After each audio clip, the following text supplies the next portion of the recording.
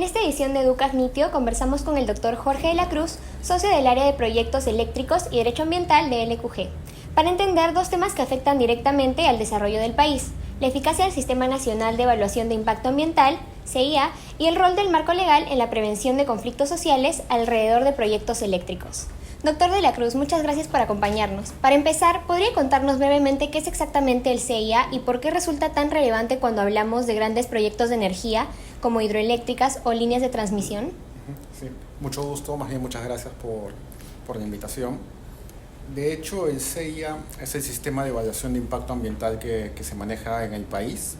Tiene por finalidad establecer las premisas bajo las cuales se desarrolla todo proyecto de inversión, con la finalidad de garantizar, desde un punto de vista preventivo, que el desarrollo de todo proyecto cumpla con garantizar un desarrollo sin afectar los derechos de las comunidades, de los pueblos y la afectación al medio ambiente, ¿no?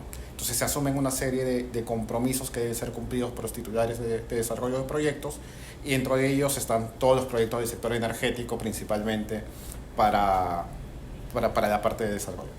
Claro.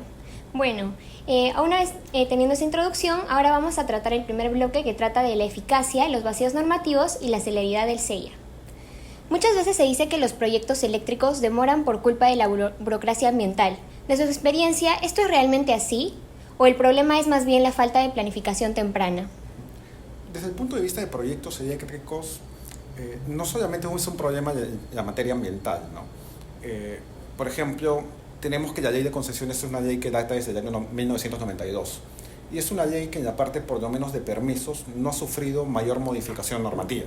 Entonces se mantiene la misma premisa sobre cómo se consiguen los proyectos que desde el año 90, han pasado muchos años desde aquella época. Y las premisas normativas se mantienen iguales, las exigencias a los inversionistas, los requisitos. Es lo mismo para la normativa eléctrica, el desarrollo de un proyecto. Digamos, los proyectos se miden de generación en función de la capacidad, y la capacidad se mide en megavatios. Es lo mismo un proyecto de 1 megavatio que uno de 500 megavatios, cuando las dimensiones son sustancialmente distintas. Entonces hay una parte que se ha mantenido inalterada porque la norma no ha sido actualizada. Sabemos que se han producido distintas iniciativas del Estado para actualizar la normativa, sin embargo no han visto la luz. Entonces hay una parte que viene de ese problema de raíz, y luego viene una segunda parte que está también vinculada a la práctica, ¿no? Los proyectos en el marco de la descentralización han sido transferidas funciones principalmente a una entidad que se llama el SENACE, que es adscrita al Ministerio del Ambiente, pero también a los gobiernos regionales. Los gobiernos regionales ven lo que es las certificaciones ambientales para proyectos de menor envergadura. Sin embargo, los gobiernos regionales, aún muchos de ellos, carecen de las competencias necesarias para poder evaluar los estudios ambientales en los tiempos que establecen las normas y con las exigencias normativas. Entonces, ahí es donde se comienzan a generar algunos de los problemas administrativos y de índole de tramitación de los permisos ambientales. Es importante las alertas tempranas, sin duda alguna, ¿no? Y las alertas tempranas más deben de estar enfocadas a identificar cuál es el camino que debe ocurrir para implementar algún cambio en un proyecto. Si de algo tú puedes estar seguro en un proyecto es que va a haber cambios. Siempre algo va a cambiar, siempre algo se va a modificar. Y lo importante termina siendo que tú conozcas cuál es el camino para lograr ese cambio en el menor tiempo posible. Entonces ahí también es donde las alertas tempranas nos terminan dando esa herramienta que van a permitir que el inversionista sepa de antemano cuál es el proceso a seguir en caso se produzcan alguno de estos cambios. Claro. Sí, bueno, muy importante lo de las alertas tempranas. Y bueno, ahora justamente hablando de eso, también el CIA busca equilibrar desarrollo y protección ambiental, pero en la práctica, ¿logra ese equilibrio o todavía predomina un enfoque más formalista que preventivo? En la práctica creo que sí se está logrando que se logre este enfoque preventivo, ¿no? La legislación ambiental, por lo menos en el sector eléctrico, venía también de forma muy similar a las concesiones, inalterada desde el año 94. Pero sí se produce un cambio normativo en el año 2019. Se actualiza el reglamento ambiental del sector eléctrico y se introducen una serie de figuras que permiten a los administrados y a la administración también incorporar este enfoque preventivo. Hoy por hoy, antes de presentar un estudio ambiental, tú lo que tienes que desarrollar es por lo menos una exposición técnica a los funcionarios del Ministerio de Energía y Minas o de la autoridad que evaluará el estudio. Y estos funcionarios, en el marco de sus competencias, están facultados para brindarte recomendaciones respecto del alcance de tu estudio, siempre con el enfoque preventivo. Entonces, antes de iniciar un procedimiento administrativo, tú tienes esa oportunidad de poder conocer de primera mano directamente de los funcionarios cuáles son aquellas recomendaciones para garantizar que el enfoque preventivo que está previsto en la ley del CIA se pueda cumplir. Entonces, creo que sí es algo que se ha ido logrando. Sin duda alguna la normativa no es perfecta aún, hay ciertos vacíos, hay ciertas lagunas que se van complementando más sobre la práctica y cada entidad puede tener posiciones distintas, pero sí creo que el enfoque preventivo se está logrando. Perfecto, eso es una buena señal. Bueno, desde la experiencia de los proyectos eléctricos, ¿cuáles son los principales vacíos normativos o ambigüedades que dificultan una evaluación ambiental eficiente? Creo que los vacíos, antes de hablar de vacíos normativos, yo me referiría a las transferencias de funciones que han sucedido, ¿no? Se han transferido funciones en materia ambiental hacia los gobiernos regionales y muchas veces los gobiernos regionales, por falta de capacidad técnica, no han cumplido, por ejemplo, con adecuar sus textos únicos de procedimientos administrativos, con lo cual las exigencias para presentar un estudio ambiental no se condicen con la normativa vigente. Entonces hay una parte de competencias técnicas que no ha sido debidamente entendida por los gobiernos regionales y que eso genera falta de predictibilidad. Luego tenemos otra serie de situaciones que van quedando en el vacío, por ejemplo, las modificaciones de proyectos, ¿no? La normativa ambiental eléctrica ha podido incorporar una serie de supuestos que no requieren tramitar una modificación del estudio ambiental o un informe técnico sustentatorio, que también es un procedimiento para modificar estudios ambientales, sino que pueden ser desarrolladas libremente.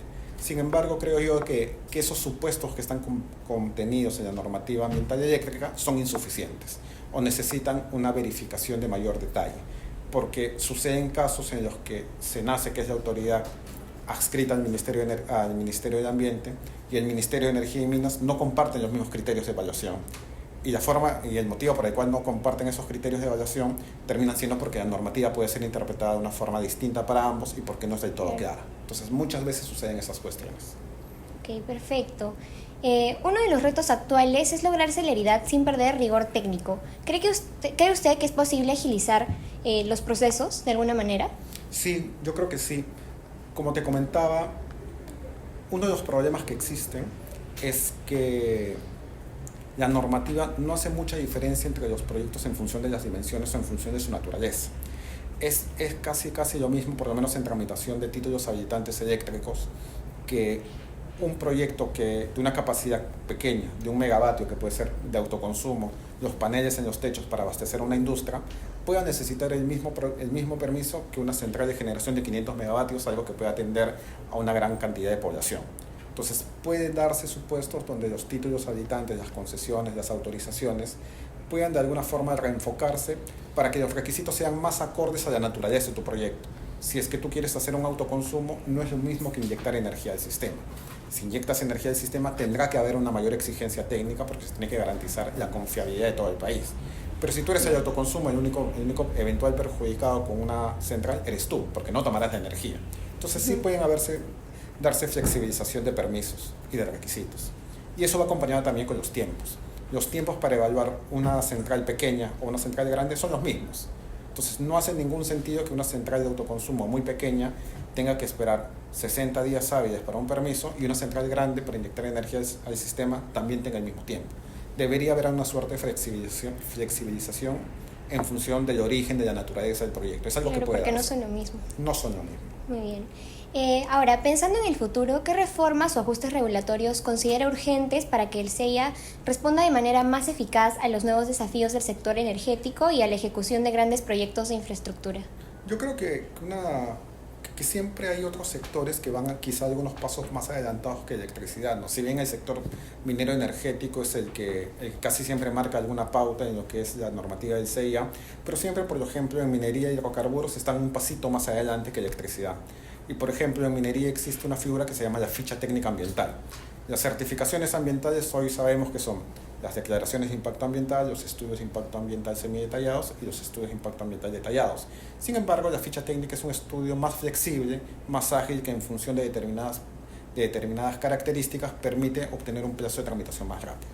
Entonces sí es bueno ver otras experiencias de otros sectores para poder incorporarlas al sector eléctrico y de alguna forma acelerar ciertos procesos para proyectos de menor envergadura, que creo que son aquellos que se están dando mayoritariamente en estos tiempos. Claro. Y bueno, doctor, para cerrar, ¿cuál considera que es el mayor desafío legal y ético para los abogados que trabajan en temas ambientales y energéticos en el Perú?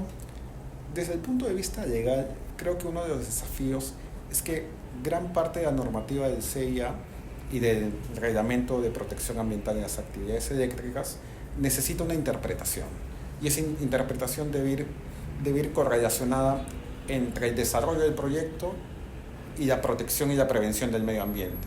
Muchas veces los desarrolladores de proyectos solamente están enfocados en el desarrollo y dejamos de lado, o se dejan de lado, la parte de prevención del medio ambiente. Entonces creo que eso también vaya llamando con el desafío para las nuevas generaciones, ¿no? Buscar que hacer una sintonía entre desarrollo y prevención y no olvidarse que el enfoque del CEI es justamente eso, ¿no? Prevenir el impacto hacia el medio ambiente. Claro, enfocarse en ambas cosas a la par porque son igualmente importantes. Y bueno, finalmente, ¿qué mensaje dejaría a los jóvenes abogados o estudiantes que quieren especializarse en el derecho ambiental o energético? Bueno, que es una rama muy interesante, no es una rama necesariamente 100% legal. Vas a tener que interactuar con otras profesiones, con ingenieros de todo nivel, ingenieros electricistas, ingenieros ambientales, ingenieros geógrafos. Tienes que contar con una apertura para poder entender temas distintos a los legales. Gran parte de la discusión de todos estos procedimientos es extralegal. Entonces creo que esa es una buena recomendación, ¿no? Que si quieren entrar a este mundo o si quieren aprender de este sector, tengan esa apertura para poder interactuar con las distintas profesiones que se van a dar. Y lo otro, que es una rama muy bonita porque al final del día tú terminas asesorando en el desarrollo de un proyecto y es algo que se tangibiliza, es algo que es a poder ver en unos años que está operando. Los proyectos eléctricos tienen como características que son proyectos de largo plazo y de verdad te da una satisfacción saber que has participado de alguna forma en el desarrollo de un proyecto que está operando en algún lugar del país. Entonces creo que eso es algo importante para ustedes. Perfecto. Bueno, muchas gracias, doctor de la Cruz, por acompañarnos y para poder entender mejor cómo es que el derecho ambiental y energético puede contribuir a un desarrollo sostenible, eficiente y socialmente responsable. Esperamos contar con su presencia en una próxima ocasión. Listo, muchas gracias.